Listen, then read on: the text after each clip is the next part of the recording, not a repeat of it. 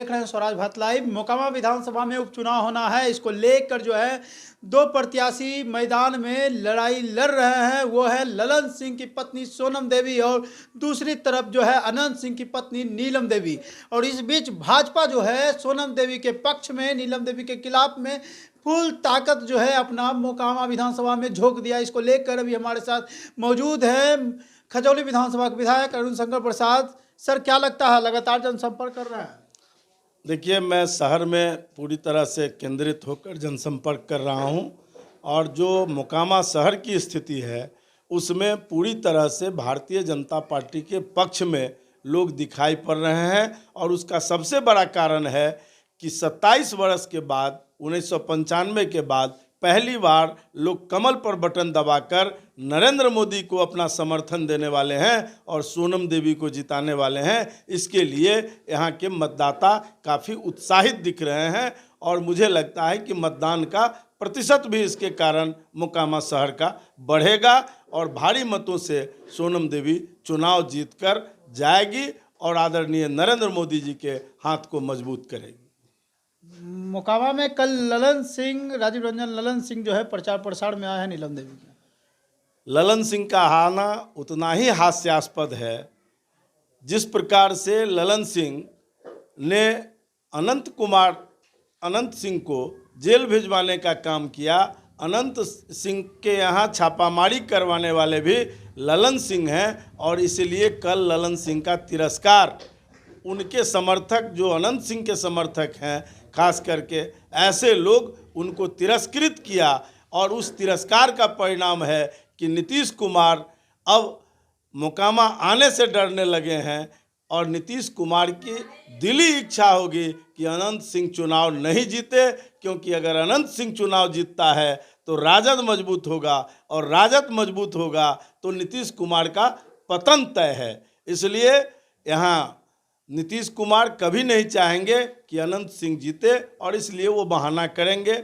ललन सिंह स्वाभाविक रूप से अनंत सिंह के आज जो ये चुनाव हो रहा है अनंत सिंह को जेल भेजकर, उसका कारण अगर कोई है तो वो ललन सिंह है। ललन सिंह ने एक और बात साफ शब्दों में कही है कि भाजपा जो है गोपालगंज और मोकामा कहीं नहीं है।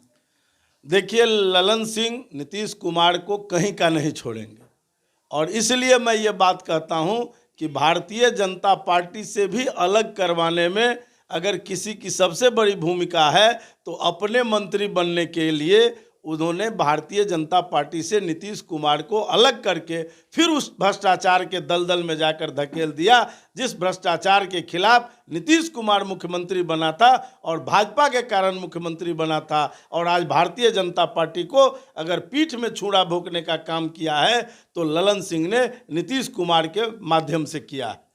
मोकामा का स्वास्थ्य व्यवस्था की स्थिति एकदम लाचार है।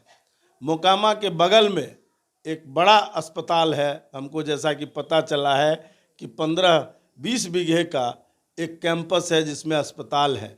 मोकामा के अंदर वो सारी चीज़ें थी जो एक अच्छे शहर को हिंदुस्तान में हो सकता है, लेकिन नीतीश कुमार ने अपने फ़ायदे के लिए वो सारा चीज़ यहाँ से उठाकर हरनौत और नालंदा को भेज दिया और मोकामा को इस दुर्दशा में जाकर धकेल दिया है। मोकामा का अगर उद्धार कोई कर सकता है तो भारतीय जनता पार्टी के नेतृत्व में नरेंद्र मोदी की सरकार कर सकती है और नरेंद्र मोदी के हाथ को जब यहाँ के लोग मजबूत करने वाले हैं उसके बाद मोकामा का विकास होगा।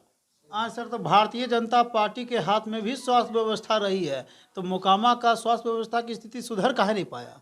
भारतीय जनता पार्टी के हाथ में जरूर स्वास्थ्य व्यवस्था रही है, लेकिन आप जानते हैं कि मुख्यमंत्री जो होता है उसी का सब कुछ चलता है और मुख्यमंत्री का ये गृह क्षेत्र है, यहाँ मुख्यमंत्री अपने मनोनुकूल निर्णय करवाते रहे। तो लोग गठबंधन क्यों कर लेते हैं सर, जब मंत्रिमंडल देने के बावजूद जो है मंत्री के हाथ में पावर नहीं होता है?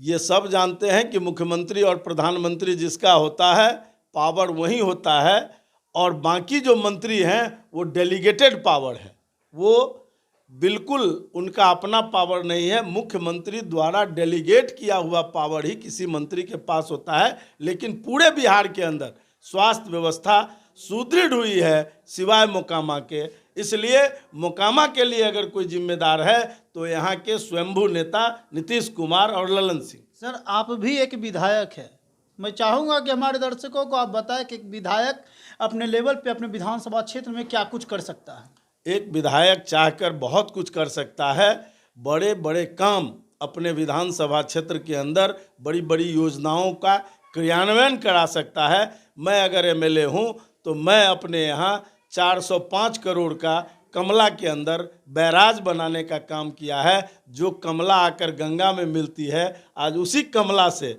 मैं आकर जयनगर जो मेरे विधानसभा क्षेत्र में है, जहाँ कमला नेपाल से आती है, वहाँ से चलकर आज हम मोकामा में ये संदेश देने आए हैं कि मोकामा में भी वैसा विकास हो सकता है, लेकिन अनंत सिंह के रहते नहीं हो सकता है। उसका कारण ये है कि अनंत सिंह विकास को जानते ही नहीं है।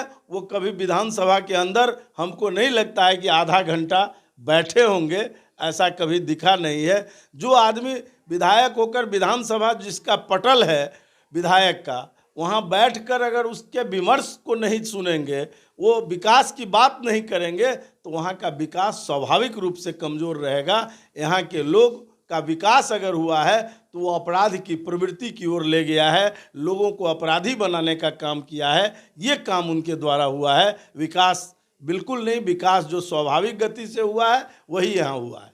सर, भाजपा तो एनडीए में, भाजपा और नीतीश के पार्टी जदयू का जो गठबंधन था, एनडीए की पार्टी जो चल रही थी, 2 साल से अधिक आपका जो है सरकार रहा, 2 डिप्टी सीएम थे, स्वास्थ्य विभाग था, उसके बावजूद केंद्र में जो है आपकी सरकार है, फिर भी मोकामा में केंद्रीय उद्योग जो है बंद हुए हैं। देखिए, मोकामा के बारे में मैं आपको बताया, ये विशेष रूप से नीतीश कुमार जी का क्षेत्र है। यहाँ का निर्णय वो ज़्यादा स्वयं लेते हैं, और जो भी केंद्र सरकार और राज्य सरकार ने मिलकर काम किया है उसके कारण बिहार बदला है। ऐसा नहीं है कि बिहार में बदलाव नहीं हुआ है, लेकिन ये भारतीय जनता पार्टी के कारण हुआ, क्योंकि भारतीय जनता पार्टी ने नीतीश कुमार को मुख्यमंत्री बनाने का काम किया, और इसलिए केवल किया कि इस बिहार का विकास हो सके, और बिहार को बहुत आगे ले गया है। ऐसा नहीं है कि बिहार में विकास नहीं हुआ है, गठबंधन की सरकार में विकास हुआ है, लेकिन ये बीच बीच में जो पलटी मारने का काम करते हैं, वो जाकर जैसे दूध जमा करिए और उसमें नींबू गाड़ने का काम कर देते हैं, वो विकास को वहीं चीर फाड़ कर रख देते हैं।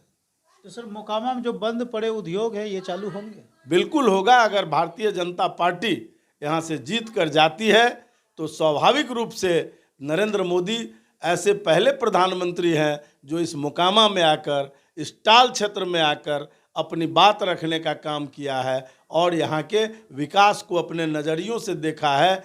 और विकास का एक सबसे बड़ा उदाहरण है कि बहुत जल्द गंगा के अंदर आपको राजेंद्र पुल मोकामा के बाद कोई पुल नहीं था, और अभी ये पुल बनकर 2024 तक तैयार होने वाला है। ये तो सबसे बड़ा नमूना है। और जब वो चालू हो जाएगा। बात कही सर, आपने एक बात कही कि नरेंद्र मोदी जो है मोकामा आकर अपनी बात रखे हैं, लेकिन सर मोकामा टाल आकर अपनी बात रखे हैं, लेकिन फिर भी मोकामा टाल के जो किसान हैं वो बदहाल रहते हैं, वो परेशान रहते हैं। आप जानते हैं कि कृषि राज्य सरकार से जुड़ा हुआ विषय है, और कृषि पर ज़्यादा निर्णय नीतीश कुमार को लेना होगा। वो अगर प्रोजेक्ट बनाएंगे तो भारत सरकार उसमें पूरी मदद करेगी, और नरेंद्र मोदी की इच्छा है कि इस टाल क्षेत्र का विकास हो, और उसमें नीतीश कुमार को आगे बढ़ के पहल करना पड़ेगा।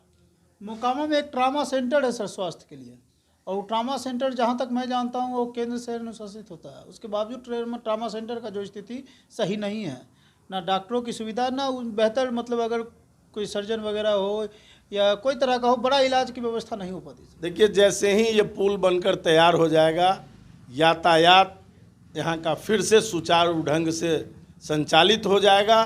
स्वाभाविक है, जब एनएच का यहाँ जो जाल बिछ रहा है वो जब बिछ जाएगा तो ट्रामा सेंटर का कायाकल्प स्वाभाविक रूप से होता है एनएच के साथ, और वो एनएच से जुड़ा हुआ विषय है, इसलिए उसी के साथ उसका भी विकास होगा। तो आपने सुना कि अरुण शंकर प्रसाद जो खजौली विधानसभा के विधायक है, वो लगातार मोकामा में जनसंपर्क कर रहे हैं। यहाँ तक भाजपा के एक से एक छोटे बड़े नेता जो हैं, दिग्गज नेता जो है, प्रचार प्रसार कर रहे हैं, ताकि जो है सोनम देवी जो है यहाँ से विजयी घोषित हो। ऐसे ही छोटी बड़ी खबरों से अवगत रहने के लिए देखते रहे स्वराज भारत लाइव। धन्यवाद।